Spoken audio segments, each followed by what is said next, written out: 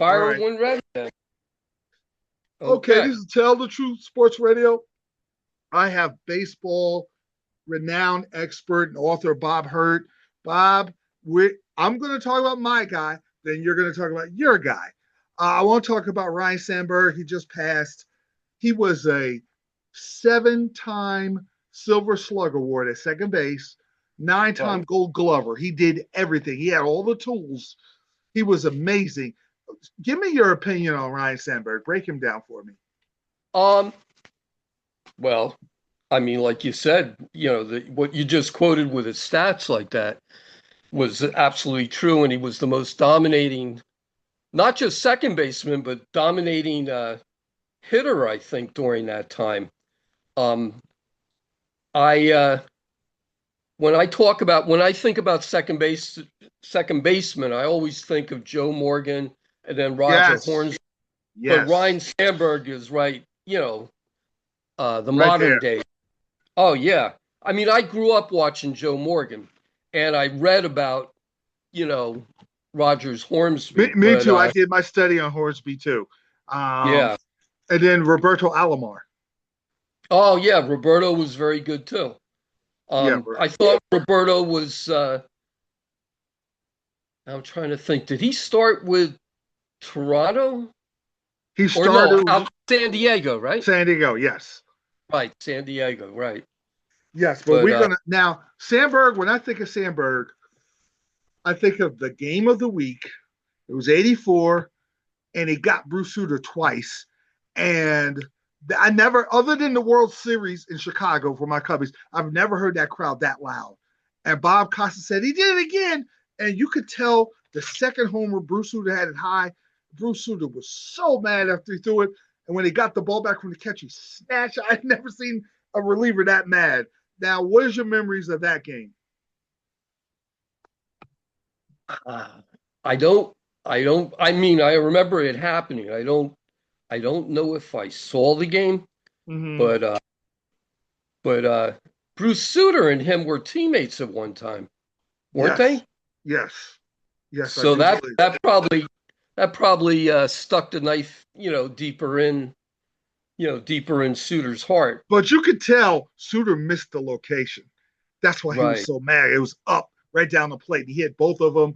When Willie McGee dominated that game, he's going to be playing the game. And then Sandberg took it from him, and away the Cubs win 84. And I Right. remember, see, I became a Cubs fan with Sosa. But as a little kid, Oh, okay. I just like, I'm lefty. So I just fell in love Right. with all left-handed hitters back then. Right. So, Right. but my teacher was a diehard Tiger fan. I got sick of him that year. So I felt like the Oh, Cubs, that's when they went from wire to wire, right? yes. 80. And I Yeah, felt 80. like the Cubs could beat them. And I was interested if the Cubs would have beat the Padres, how they did the World Series because Chicago didn't have lights. And I thought Right. Chicago was a better matchup than San Diego. But, they kind of choked in San Diego and all, the rest is history. But I always liked him and Matthews. I liked that Cub team because they were kind of cool. And Oh, yeah. I just wanted to beat the Tigers, but nobody's beating the Tigers, I guess. But it'd have Right. been. Not Do that you year. do you think it'd have been a better matchup, the Cubs and instead of the Padres? What, a better matchup than what, San Eh, Diego with Detroit, or what do you mean? yes, yeah, better matchup, Sandy. Cubs and Tigers. That's an old school World Series rivalry back in the 40s Right. and 30s. Oh But yeah, 45. Just a little point. My the first World Series game that my father ever saw on TV, or I don't know, maybe it was radio, was the 45 with Detroit mm, with Hank Hank Greenberg, Greenberg. yes, Yeah, yeah. Yeah, my father always talks about that with, affection. But yeah. I felt if that would have happened, maybe it would have been because the first two games were in Chicago. Maybe Detroit would have had to go back to Chicago to win the World Series. It'd have been a lot more competitive. I felt like, with the way the Cubs was Sutcliffe, the way he was pitching, he was like 16-1 when he came to Chicago, and they were right, rolling. But when they went to San Diego and it was a 3-game series out the year, as soon as they lost the first game, it just like snowballed. right, right, right, exactly. Um, yeah, and then what? San Diego. Oh, that was 84. When Yeah, did San Diego go in the World Series against? 80, the Tigers 84. Oh, okay. Because that was when Gossage got hit by. That's when Gibson got Gossage for the 3-run homer, and the Right. Tigers won in 5. Oh, okay. All right. Now it's starting to get clearer. Then the Sandberg was able to get back to the postseason in '89. Do you remember when the bases were loaded and it was Will Clark hitting the grand slam off Maddox? Yeah, Yeah, I do. and they end up winning because he didn't have but he was so good. Teammates loved him because I saw how emotional Andre Dawson was. Oh, He yeah. was just all time great. The only time I went to Wrigley Field was in 1989. And Really? now I saw it was the Atlanta Braves. It was against the Atlanta Braves, and Sandberg hit a bases loaded triple in the first inning, and that's how they ended up winning the game 3-1 or something like that. So I actually saw Sandberg have a quite a game back in '89 in person. Um, Okay. we were sitting. I think it was 10 rows from home plate. I Mm, don't know how I don't know how we got the tickets. My wife's cousin took us to the game because he knew I like to go to baseball. He said, "Oh, we'll go up and catch a Cubs game." And we got there pretty close to the start of the game, and I couldn't believe, and it was like in May, and I was mm. like, yeah, I was like, how the heck we able to get tickets like behind home plate and stuff? Well, everybody was trying to get all the kids, I guess, were trying to get the bleacher seats at Wrigley Field. That was a big Yeah, thing to that get a was a team. big thing. Yes. Yeah. Now we get to Pittsburgh. Dave Okay. Parker, and I Um. know coming up because you're going to help me with this. Okay. He was coming up when Clemente was there, and they were like, "Hey, look at your replacement," or something. Clemente said, "I'm looking at my replacement." When he saw Parker, Yeah. Yeah. That's what he said. They never actually played together, but in spring training that year, he was still playing. I don't know if it was the Charleston Charlies or whatever mm-hmm. the AAA is, because he came up with Pittsburgh, I think, in 1973, and Roberto died, you know, January, the first Yes, age. But yes, yeah, that's what I was watching and the reason I had mentioned that before to you on the text is that you know uh, Parker was getting interviewed, and he had mentioned that about Roberto saying, "Hey, that's going to be my replacement," and he essentially was. I mean, yeah. when Roberto died, they had Manny Sanguillen out in right field. And then they Yeah. moved Parker out there. Well, then they brought Parker up, and then Parker went to right field, and then it's history after that. And there were some great Pirate teams. You Oh, yeah. kept losing to the Reds.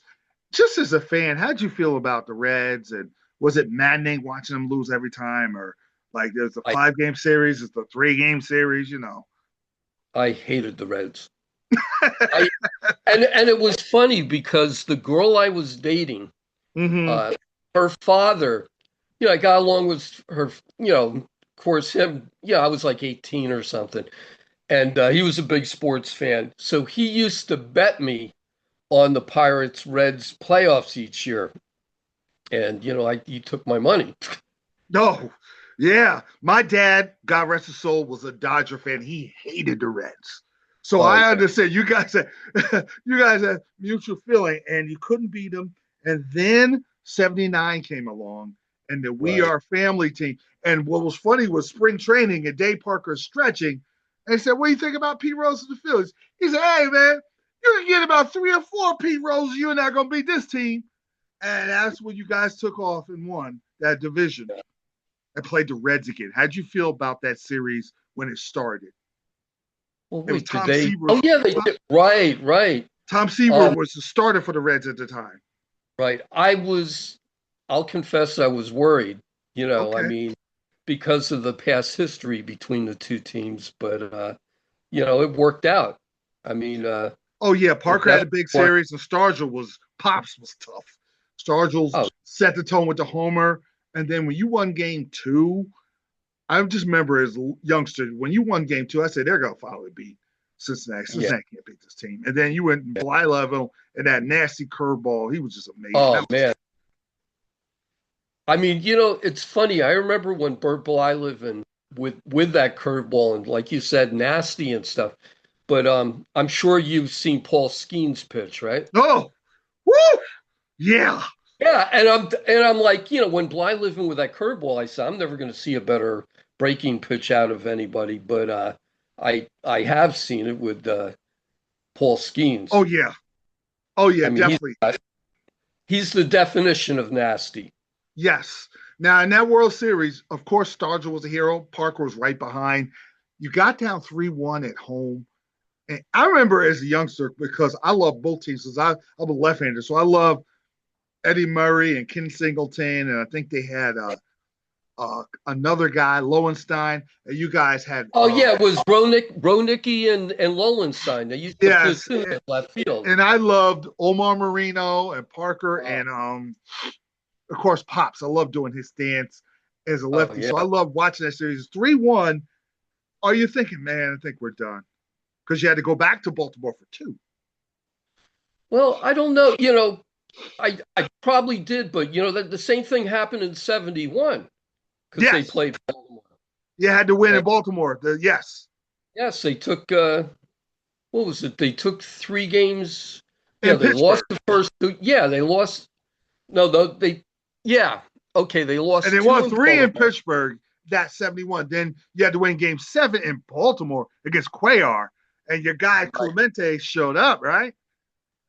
Clemente never liked Cuellar. Really? He, yeah, I remember reading that I guess he coached him, in the winter ball, Oh, and I guess Cuellar didn't have a great work ethic or a great attitude, and Roberto never liked Mike Cuellar, so it was kind of befitting that he got he crushed the that whole. breaking pitch. So I Oh know he yeah, had to enjoy that. That was the reason he won. That was awesome, man. yeah. Yeah. So before we go, because on my Zoom here it says we're running out of time. Okay, So we have 9 minutes. So I'm gonna right, give you my top 10 teams of the 70s. And then we'll okay. go further with Parker after the 80s. My top I 10. wrote down. I must have left it on my desk. I wrote I'm gonna down give when you we first talked. All right, I'll yeah, I'm gonna listen. give let me and then you change up. My number one is Oakland because they three-peated. Number two is Right, the Big Red Machine, and number right, three is Pittsburgh because they were really the most consistent team in the 70s. Number three right, is the right, Yankees because they won those two and went to one.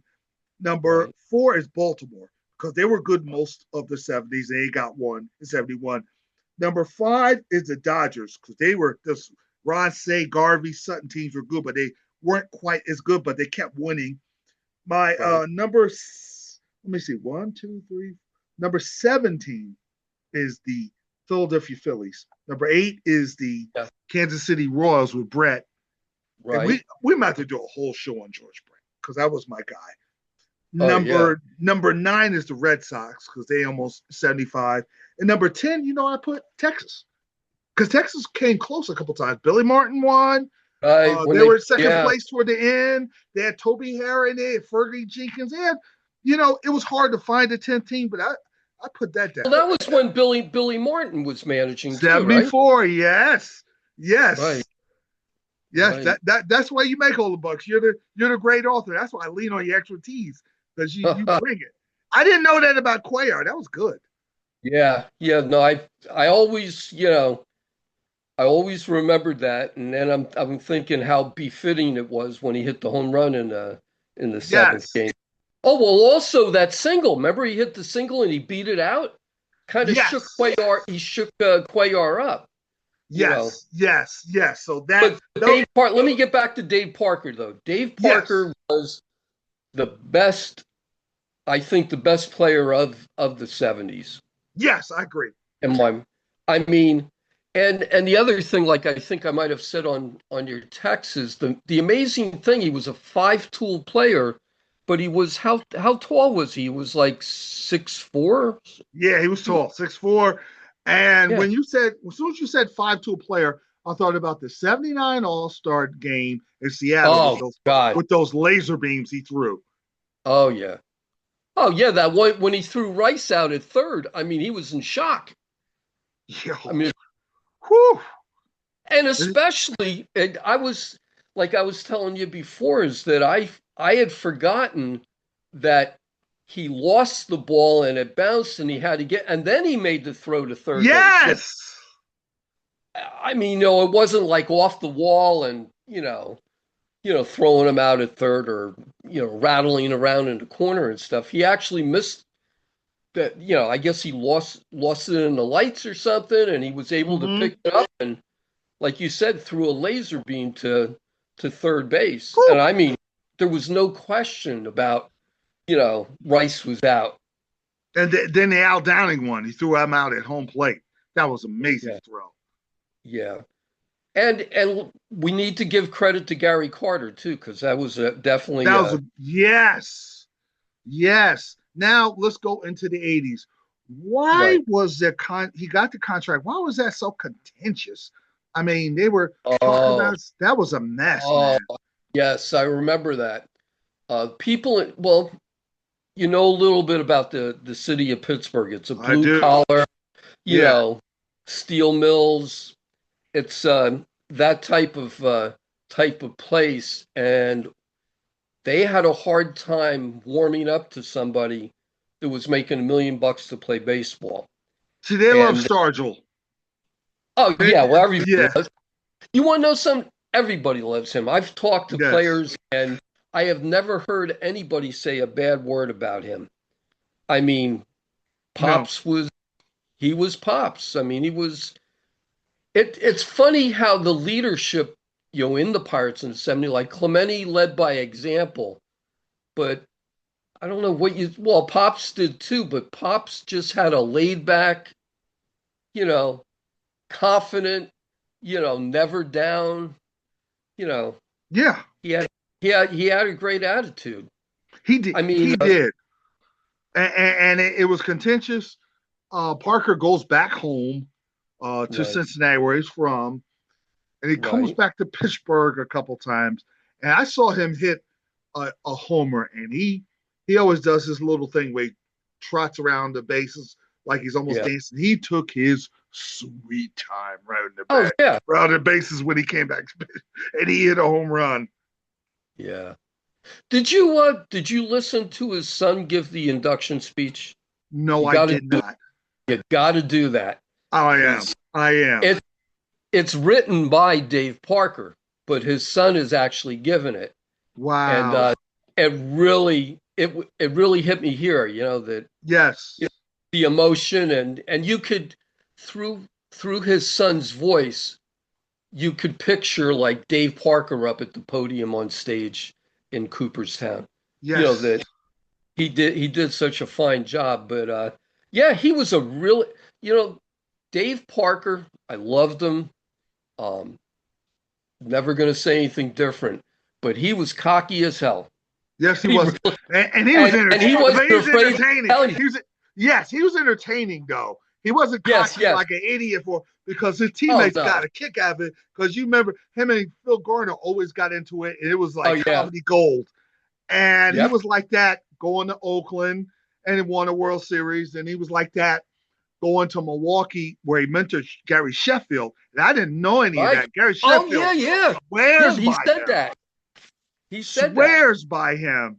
Yeah. And I'll give you a story before we go. We got 3 minutes. Gary Right. Sheffield was about to fight a pitcher when he got pitched the ball too close, and he didn't. And Dave Parker said, "If you have my old behind come out here and you don't fight, I'm going to beat you up." And so Sheffield said, "Okay, okay, Pop, I understand," because that was like his dad to him, and he was Yep. like that with all the players. Well, you know what? I want to tell you my favorite quote. Dave Parker said. He said, "There's two things in life you can be sure of: the Mm-hmm. sun's gonna the sun's gonna come up, and Dave Parker's going to go 4 for 4. I like that. Listen, let's end Yeah. on that note. Great job, Bob.